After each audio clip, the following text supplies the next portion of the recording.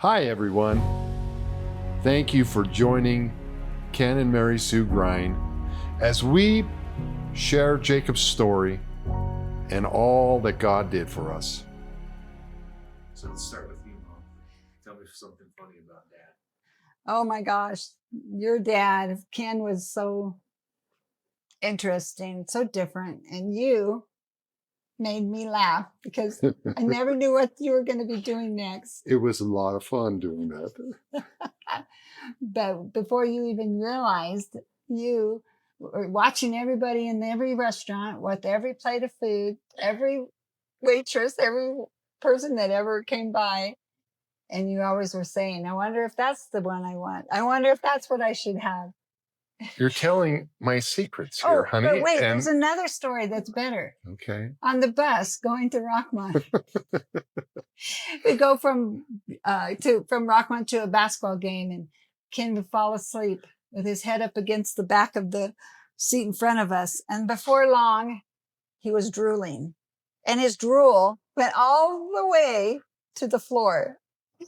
Uninterrupted. You know that I have the Guinness World Record for that, okay? Because you turned it in. Not.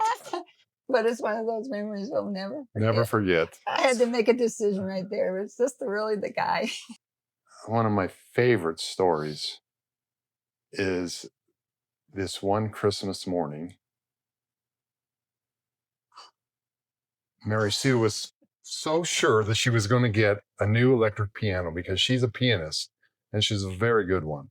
And so she was so sure, but she's also one of those girls that likes to snoop around before Christmas. And she says it's all innocent. I didn't sneak. That wasn't me. It was just the Lord revealing where Shut up. You're such a liar. It's not even close. That's not true. Because I had this hidden down in a special place. Maybe I looked. Don't deceive the camera right now. It's ridiculous. No, I know you do. I know, but it's true. I didn't realize. But then when I did realize, I was like, oh no. And so she comes to me. She comes to me and she kind of hints that she knows what she's getting for Christmas. And I was like, I might know. I was like shocked. I was angry. And I was like, I can't let this happen. So I says to myself, we need a vacuum cleaner. The best thing I could get her is a vacuum cleaner because women love to get vacuum cleaners for Christmas. Not this woman. No women like to get that. So I went out and bought a vacuum cleaner. And put it in the box where the piano was. And replaced it. And so Christmas morning, she goes and she opens up her box as she's sure is her piano.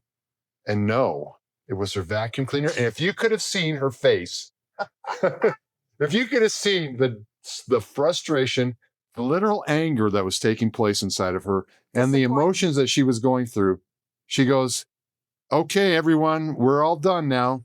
Let's pick up and clean up. That's exactly how it was. And who wants a vacuum? Nobody wants a vacuum. So I had scheduled with my neighbors to come and put the piano out on the front porch. She went to the basement. She was so mad and fuming. She went to the basement and she was working down there and the doorbell rings. I go, honey, hey, come on up, the doorbell. Morning, right? She goes, you answer it. And I'm like, no, honey, I can't. You need to come up and get the door. One of the kids can answer. I said, no, hon, you got to come do this. So I hear this stomping coming up the stairs, literally stomping. And she's, why do I have to come open the front door? And she opens up the front door and there's her piano sitting on the front porch. And she is so overwhelmed. And she looks at me and she gives me that eye, the kind of eye that, you know, that you did good, but you really didn't. And one of those. And she was a very happy camper. No. What I remember about that is all of us just being so excited that you got it. And then seeing Dad just tease you was just fantastic. Getting the neighbors involved. I know it. Yeah, I know. Jacob is this kind of joke. Yeah.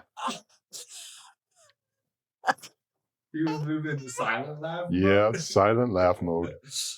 And we'd all be saying, breathe, son, breathe. You could go after it. Yes. Oh my gosh. All right. Do you remember the day you found out that you were pregnant, Mom?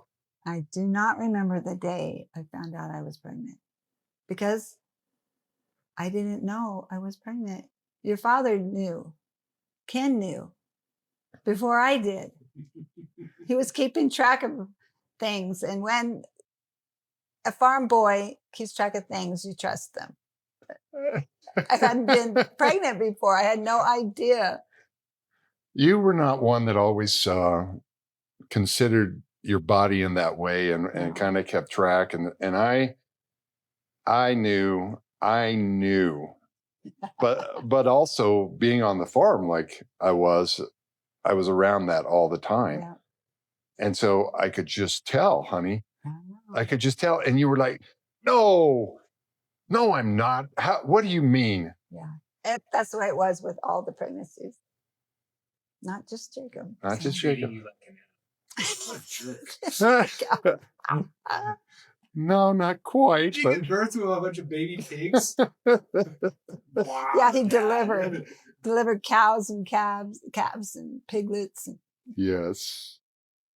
But that was an exciting time. yeah. What were the pressures of life at that time when because you don't remember it long, but there's a moment you likely like, oh my gosh, I'm pregnant. Mm-hmm. And then sort of those first maybe weeks or months leading up to kind of just settling into that. What was the pressures of your life at that time?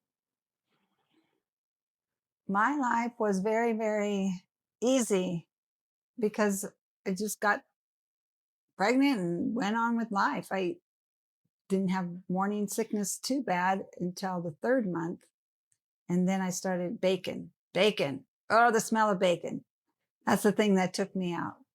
But although being excited to have a child, I had never known anything about it. So I had hopes and dreams that came flooding in, and I just got to be excited and enjoy my life. And we were really set up financially, and we had great jobs. Yeah. And we had actually, this was something that played into all this, but we had planned a skiing trip, a week-long skiing trip Oh, yeah. through the mountains over to see her folks and hit Purgatory in Durango. And we hit Vail and we hit all these different ski resorts because we loved to. But then we were like nervous. Can we go skiing with you being pregnant? Remember? He was nervous. I wasn't nervous. Yeah. She was not going to miss this skiing trip. Let me tell you, this was her love. And she's a wonderful skier. And so, but the pressures, we didn't, whenever a couple ends up getting pregnant and your whole life changes then because you begin to realize you're going to be parents. There's another child involved. Yep. Wait a sec. Are you saying I'm the first child? Child. Come on, There's 2 people I have to take care of now. But the responsibility of that begins to set in, and the joy of that sets in, and you go, I'm going to get to raise someone to know Jesus. Did you ever sense that the journey might be different? Did you? No, I didn't. We've never went through this process, but I thought that I had never been around any complications, medical or physical. My sister-in-law and my sister had great births. And I think I was too young and naive to realize yeah. it could be. But it never entered our minds, and I don't think that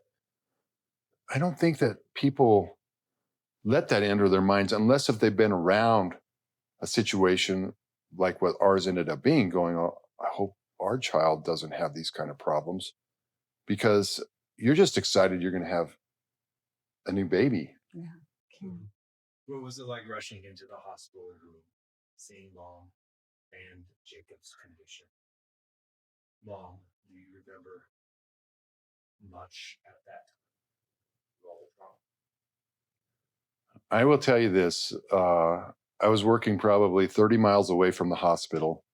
It was going to be a 40-minute drive. It was during rush hour traffic, 3:30, 3 o'clock in the afternoon. And I was a nervous wreck. Yeah. I was a nervous wreck. And I got there in 20 minutes. So I was going quite fast. I was running red lights, but I knew the importance. I did not want you, honey, to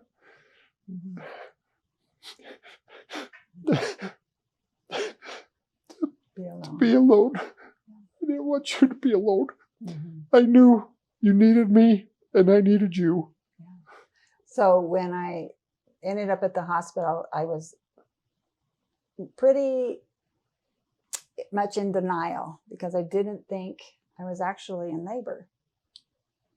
I had hoped that maybe they could do something, but then when I got there, I realized they were prepping me for delivery. And my first comment was, I don't know how to have a baby.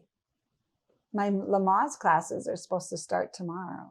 And tomorrow was like not going to happen because here I am now facing a delivery that was unexpected. And for anybody that doesn't know, Lamaze class is the classes that teach you how to go ahead and have a baby.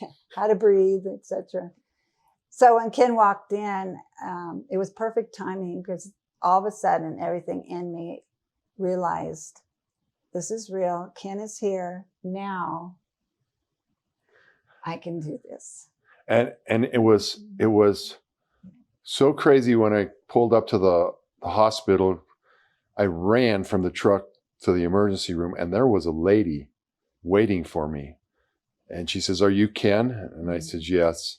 She says, "Follow me." We ran down the hallway to the birthing area, and she says, "You got to put on these clothes."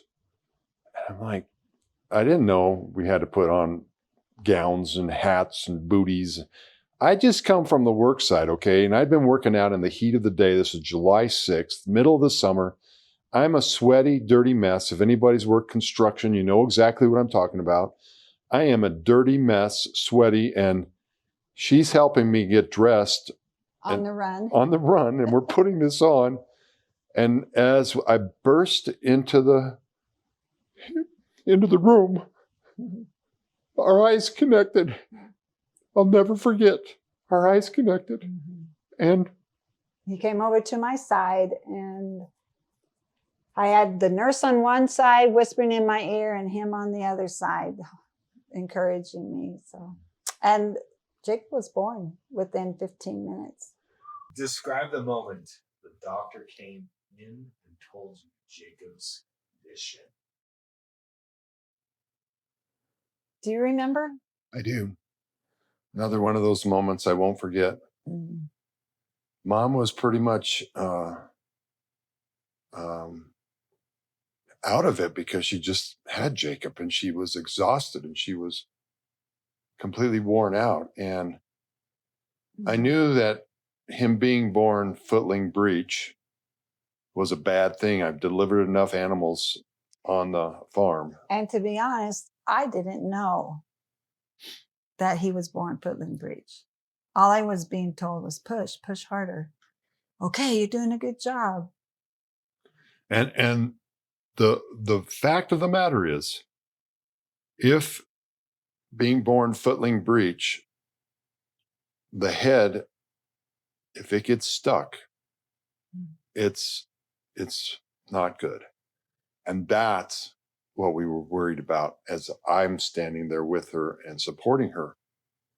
But here's the beauty of this, because God had a beautiful way around this. Because his stomach was so extended, because he had a cyst on his kidney the size of the grapefruit, for her to deliver that portion of his body, as soon as that happened, the doctors quickly pulled and Jacob came out.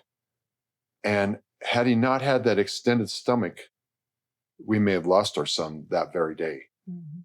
So when I saw that take place, I knew he had some problems going on with his tummy, but I didn't understand everything. And they immediately cut the cord and took him away. And I was in shock. The daddy always wants to hold the baby. The mommy wants to hold the baby first. And the daddy cuts a cord and all of these things that you imagine you're going to get to do. Mhm.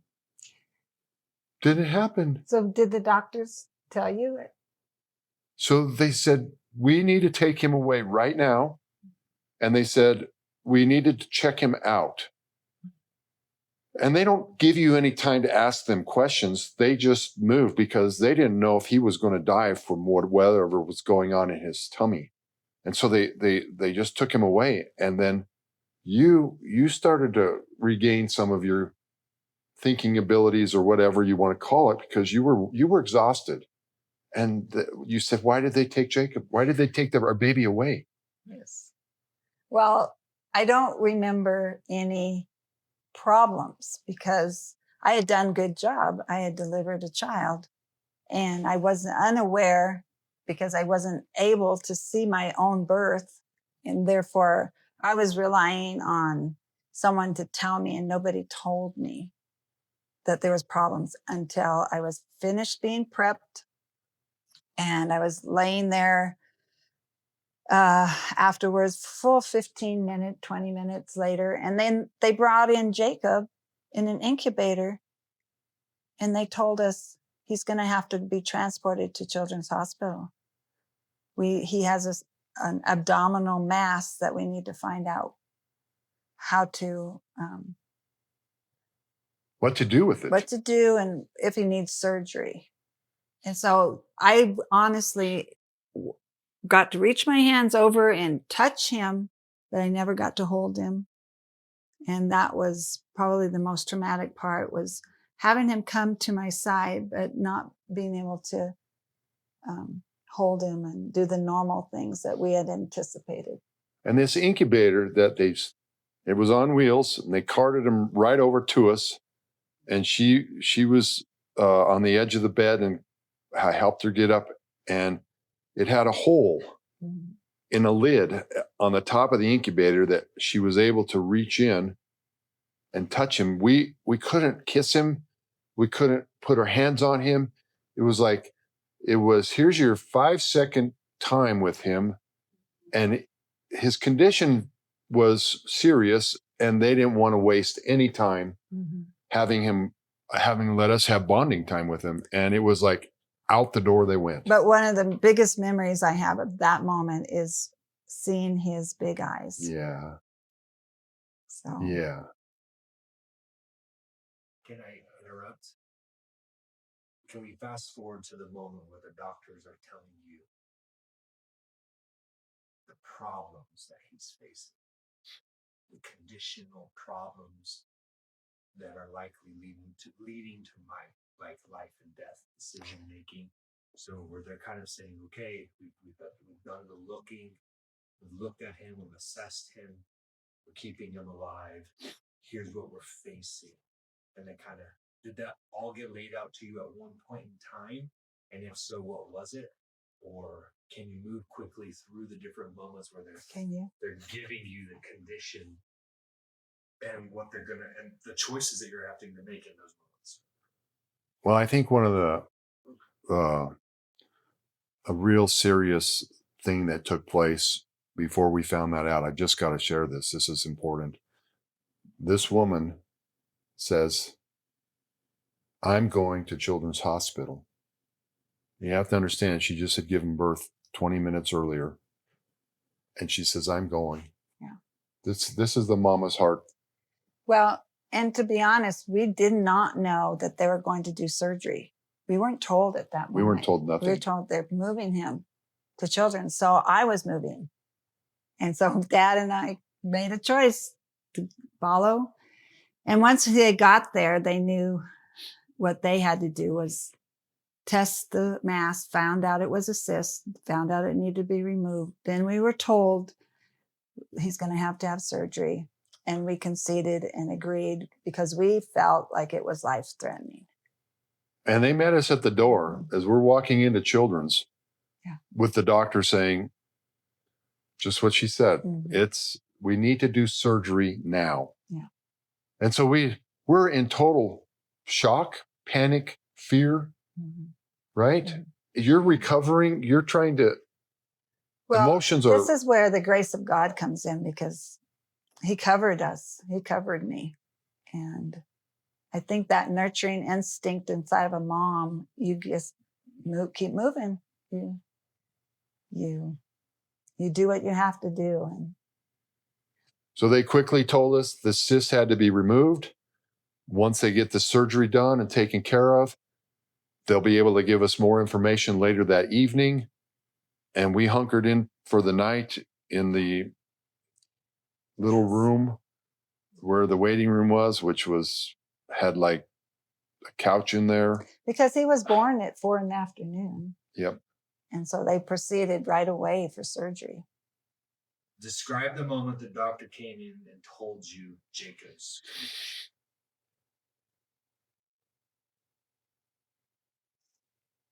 We had a doctor who was tall, young, in his prime, and he had an attitude that was kind.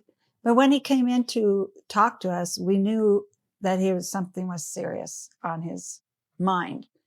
And he had taken us aside into a private room and he asked us, do you know that your son has some issues and some difficulties and they're going to present problems down the road and he may not have a very quality of life. And I started stiffening and I realized what he was trying to say. And then he came out and said, you both are young and you could start over. And it dawned on us. He's asking us to let our son die. And he can, without us speaking, he came forward and he says, we could make it really comfortable for you. And you could hold him in your arms. And then, it would just be one of those times where you have your last moments with him. And we were in shock. We were 100% grasping the reality of his life was not worth living at that point. He was suggesting that the complications and his life was not of value. And so...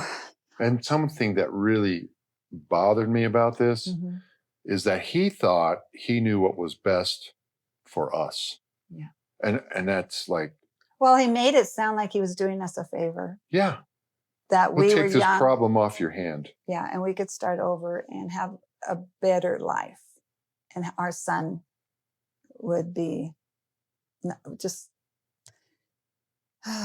too much. It's hard to even talk about it. The emotions that went through me as you're sharing, I was angry. And I remember we both said, no. Yeah, we were in shock. No. And of course, the doctor heard us and he didn't press in anymore. But at that point, we realized what he was saying also was that there was an unknown future ahead of us.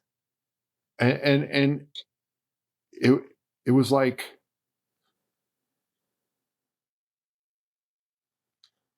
we weren't supposed to have these feelings almost. You have to understand that our son is 6 weeks premature. We weren't even planning on having him yet for another month and a half. And now we're faced with our son has got complications and problems. And then we're watching him in a life-saving situation in the hospital. And then they said, would you like to just let him die?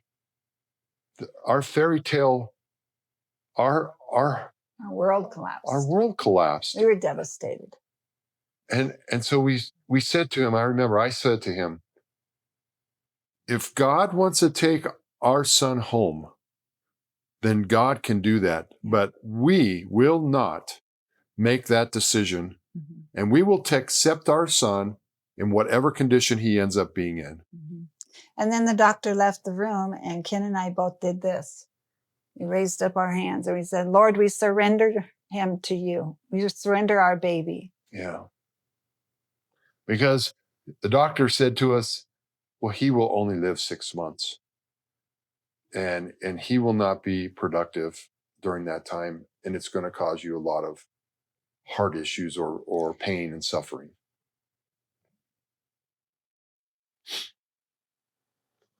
We wish that on no one, that they have to go through that. But reality of life is that these kind of things do happen and people have to make those decisions. There was an instantaneous moment, it sounds like, from listening. A conviction that came that said, we're going to fight. That's right. Can you talk about, I mean, you've been talking about it. I just want to just pinpoint that right now between the two of you. What was that? A conviction, maybe standard, welling up inside of you that just stood against the pressure that was being placed upon? Well, at the moment the doctor suggested that we let our son pass, I had an overwhelming an instinct that I believe God put inside of me, that he was the one in charge, that my faith now, I was going to have to cross the line. I was going to have to cross the line to either go along with that suggestion or stand my ground and trust that God had a plan. That's right. And he did. And so we trusted. We chose. Yes. And I think a mother's heart, a father's heart, our first child, we're not going to just give up. I don't think when couples have babies that they give up on their kid when their kid does something wrong or has a problem. You fight. Mm. God put that in us as we begin to parent.